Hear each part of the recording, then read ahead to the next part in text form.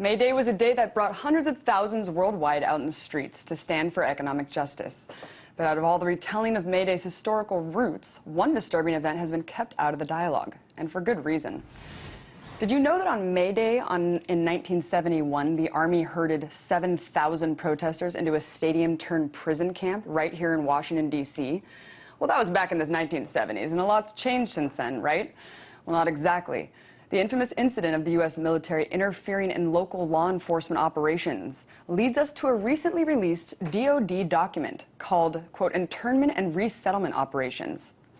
The manual outlines policies for processing detainees in internment camps inside and outside of the U.S., including the re-education of detainees to ensure their integration back into society. So is this a hyperbolic situation of the worst-case scenario, or does this manual shed a light on what's to come in the U.S.? To help me answer some of those questions, I'm joined now by Alex Jones, host of The Alex Jones Show. Hey, Alex. Hi. So the government writes lots of memos about hyperbolic situations that never really come to fruition. Why is this one so different? Sure, that's a good question. This is not just a contingency plan. In the 60s, 70s, 80s, we had Rex 84 and other plans. Now there's been a massive ratcheting up and billions of dollars a year being spent in the last decade or so to actually take old military bases under the Civilian Inmate Labor Camp Program under the Emergency Centers Establishment Act and to prepare them for, quote, emergencies. But I've been to the drills and noticed that they were training with the role players to put American political dissidents in them. They always tell the media that it's for disasters domestically or foreign wars and putting people in camps like Abu Ghraib in Iraq or Camp X-Ray in Cuba. But now more and more documents are coming out confirming what I already had from sources and my research into this and the 4 films I've made in the Police State series, starting with Police State 2000 in 1999, where I witnessed Marines training to confiscate firearms on the West Coast and put Americans, both on the left and right, into camps and even segregate them according to their different political persuasions. Now we have an Army document that dovetails with huge increased spending, hiring tens of thousands of people in the military to specifically be internment camp officers. And I actually had military personnel blow the whistle on this to me in the last year about the hiring of tens of thousands of people in the training camps that they've set up to train the prison guards for these. And in this new document, oh yeah, I was just going to say, talk a little bit. Yeah, you're talking about they're hiring hundreds of thousands of people, and talk a little bit about the PSYOP program within the document and what that really means. I mean, the re-education aspect of this document. Should people care about that? Explain a little bit more about that. Exactly. That's what's sensational about this is they went from saying there aren't camps to, okay, we're building a bunch of them and manning them, and they have other contracts to prepare for private contractors to be ready within 70 hours or so to be able to fully man the camps that are already built. And in this new document, this isn't some contingency plan. This is the manual, and I can give people the number. It's FM 3-39.40, and they admit this is real. To psychologically brainwash with loudspeakers, to bring the political dissidents in who are there because of their political views, and to take them into other segregated areas of the camps. And it talks about psyoping them, conditioning them with classic 24-hour blaring loudspeakers. And what's crazy is when I've been to these urban warfare drills, that's what they announce is civil disobedience will not be tolerated. Your First Amendment has been canceled. And then when I had camera crews at the G20 in Pittsburgh 2 years ago, they had the police under military training saying the exact same thing and even attacking students at the college who weren't even protesting. We got video of young women on bicycles. And they were saying daytime, nighttime curfew, stay in your dormitories, beating women over the head with billy clubs just for fun, just to set the precedent that, hey, you don't come out of your dorm.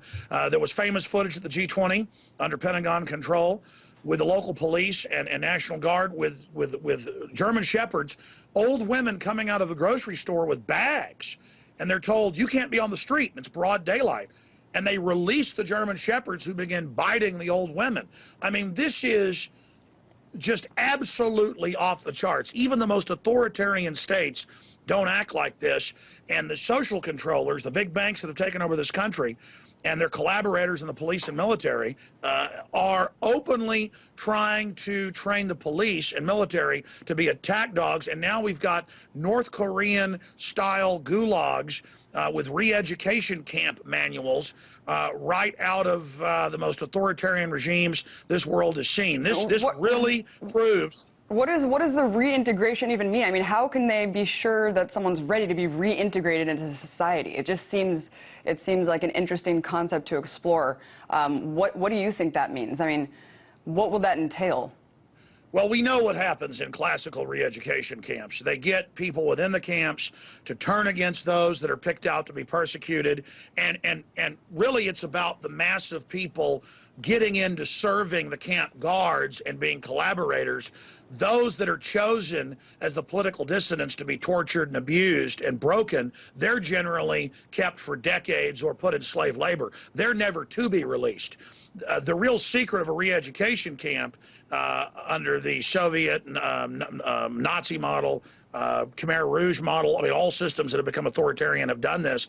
The real point of this re-education camp center is to get the majority to join in on oppressing citizens, and then some of the best enforcers of the authoritarian system are those that were actually in the re-education camp. They're finding people not to break them, but who will enjoy serving the system. That's what these camps are really about. Just like they've used Abu Ghraib, but more importantly, they've used Camp X-Ray at the base in Guantanamo Bay to create the new Al-Qaeda that they use to go take over Libya, and they're using to attack Syria. So the truth is, it's actually a training ground to find and create double agent Al-Qaeda. Well, it's the same thing here. These re-education camps are actually factories to create collaborators.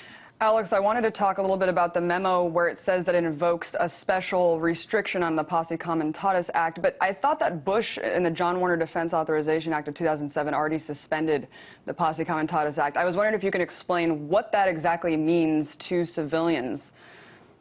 Well, I got to say, from all the RT shows I've done that are excellent, you are asking the best questions.